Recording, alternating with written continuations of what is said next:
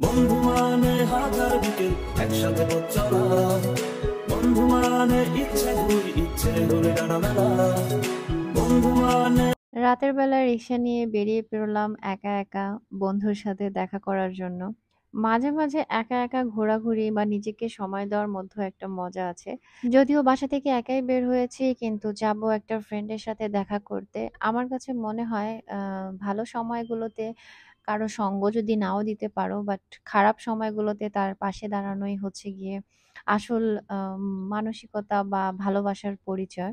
ফ্রেন্ডের কোনো এক কারণে মন খারাপ ছিল, যদিও সেটা আসলে জিজ্ঞেস করিনি। কারণ মন খারাপের বিষয় সে যদি নিজে থেকে না বলে, সেটা জিজ্ঞেস করলে আরো বেশি খারাপের মধ্যে খারাপ লাগা কাজ করে। তো বেশ কিছুক্ষণ গল্প করলাম, আড্ডা দিলাম। ভাবলাম যে যেহেতু ওর মনটা খারাপ, তাই বললাম যে চলো আমরা একটু বাসা থেকে বের হও তুমি, আমিও বের হই, দেখা করি, ভাল লাগবে। তো যেই কথা সেই কাজ, বের হলাম। আর এদিকে হচ্ছে গিয়ে ফার্স্ট টাইমের মতো হচ্ছে এই ব্লু ট্রাই করলাম রাফসান ভাইয়ের, যে কেমন লাগে দেখি। তো এটা লিচি ফ্লেভার ছিল, নর্মালি লিচির মতোই লাগছিল। তো আমরা বেশ ঘন্টাখানেকের মতো বা ১.৫-২ ঘন্টার মতো আড্ডা দিয়েছি। বাট কয়েক সেকেন্ডে জাস্ট একটু ভিডিও করেছিলাম। এরপরে হচ্ছে গিয়ে বিদায় নিয়ে নিলাম। তো আড্ডা দেওয়ার পরে ওর ভালো লাগছিল, আমারও অনেক ভাল লাগছিল। আর ওর মন মানসিকতা খুবই খারাপ ছিল, বিধ্বস্ত ছিল বেচারি। তো তার চেহারা দেখে মনে হলো যে না, এখন সে একটু ভালো ফিল করছে। তো এরপরে হচ্ছে আফিফের আব্বুরও অফিস শেষ, ও বাসায় ফেরার পথে আমি বললাম আমাকে নিয়ে যাও। আর এদিকে একটা পাখির দোকান দেখে থামলাম। আর এই পাখিগুলো একসময় মানে পালতাম, সেটার কথাই মনে পড়ছিল।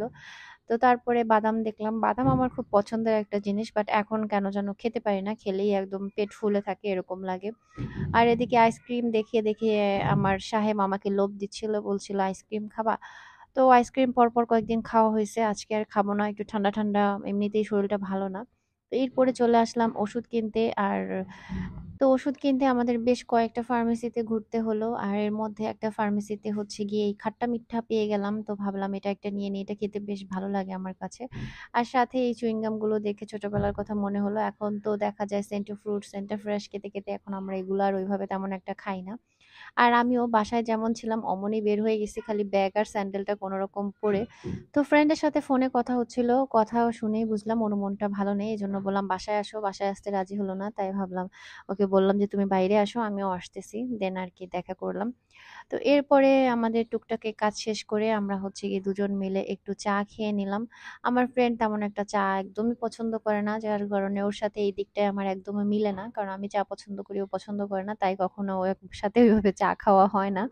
তো পরে অবশ্য আমার চা খোর বন্ধুর সাথে বা হাজবেন্ডের সাথে দুজন মিলে আর কি মজা করে চা খেলাম। আর তার সারাদিনে কি কি হলো না হলো, আমার কি কি হলো না হলো, এইসব বিষয় নিয়ে টুকটাক গল্প করছিলাম। আর সিলেট থাকাতে আসলে ওইভাবে ফ্রেন্ডদের সাথে অনেকটাই গ্যাপ হয়ে গিয়েছে, বছরের পর বছর দেখা হয়নি, যোগাযোগ ওইভাবে হয়নি। আসলে একটা বিষয় থাকে, চোখের আড়াল হলে অনেকটা মনের আড়ালও হয়ে যায়। সত্যি সত্যি বিষয়টা কিন্তু হয়ে থাকে কম বেশি। বাট কিছু কিছু মানুষের সাথে কিছু সম্পর্ক থাকে, তার সাথে বছরের পর বছর দেখা না হলেও যদি অনেক বছর পরেও দেখা হয়, তার সাথে একবার কথা বললেই মনে হয় সবকিছু সেই আগের মতোই আছে। আজকে তবে বিদায় নিচ্ছি, ভালো থাকবেন সবাই, আল্লাহ হাফেজ।